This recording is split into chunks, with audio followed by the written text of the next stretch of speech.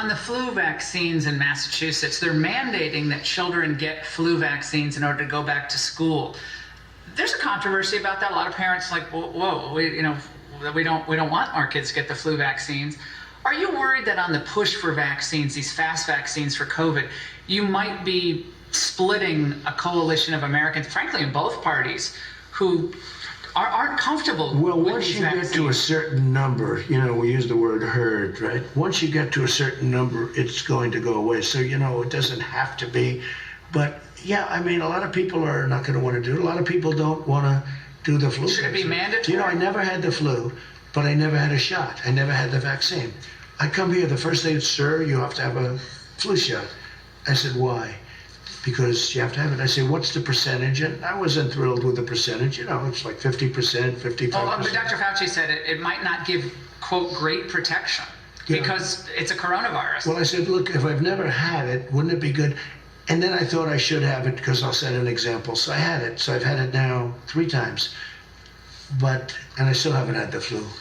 So maybe I'll give credit to the flu vaccine. I don't know. I can say this, I think we're going to have a vaccine very soon. A lot of tremendous work has been done. You're going to have a vaccine just like we have therapeutics, which to me are even more important. You go into the hospital, you make people better. That's to me the most. And we just did the convalescent plasma, I think, and you have other things too. So I think we're going to have a lot of therapeutics and we're going to have a vaccine very soon. As to whether or not people take it, Well, 35% say they're not going to take the COVID vaccine. They don't want it. So they shouldn't be mandatory. But if you add 35 to the people that have had it and to all of the other things, people that have had it where in theory you can't get it, although they found one person and they're making a big deal. One person got it twice. But if you add it all up, it gives you very good protection. Biden says he would shut down the economy again if the scientists said that was the right thing to do in the fight against COVID. Yeah. Would you? Well, I think it's a very dangerous statement for him to make. Look, we did the right thing. We shut it down and now we built it up and we're setting records on job numbers. We're setting records on retail numbers. So this guy comes in, I heard it the other day, if they said, so that means that if some doctor said we have to shut it down, we're going to shut it down. We're setting records. By the way, the stock market is at an all-time record right now. You look at what's going on in the stock market. Look at what's going on. We're going to have a phenomenal year next year. We're going to have a great third quarter. Interestingly, the numbers for the third quarter will come out before the election. Are you worried if something happens in the market and it corrects in October, you peg it all in the market, and they're like, Trump's pushing the market? Well, I'll tell you, I can tell you what is happening. Nancy Pelosi doesn't want to give any stimulus. We should have. It wasn't the people's fault that China gave us this virus. China gave us the virus, whether it was through incompetence or on purpose. She called you a domestic enemy, an enemy of the state, your supporters. How do you work with her on another stimulus? Well, I always tell her to go back to San Francisco, take care of your homeless problem, take care of your problem in California, because there's nothing like what I'm witnessing out there.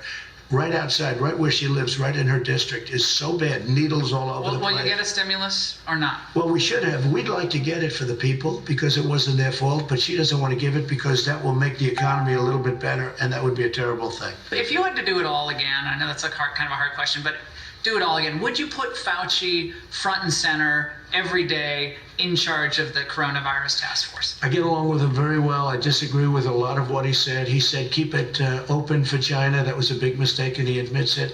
I get along with him, but every once in a while he'll come up with one that I say, where did that come from?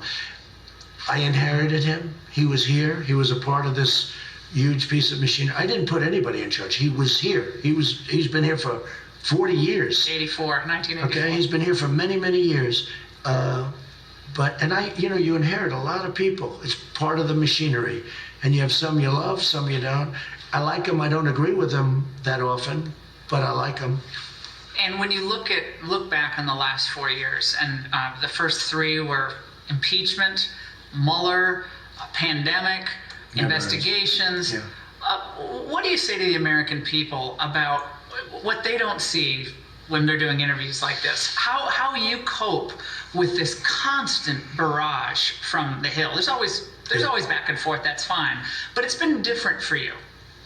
It's been different because I've accomplished so much. On the military, I've accomplished, first of all, bringing many of the troops home and most of the troops home, even cutting down Germany, okay, because they've taken advantage of us like you wouldn't believe. But it's been different for a lot of different reasons. I think primarily because they've accomplished so much. I'll look ahead to part 2 of our interview with President Trump in moments.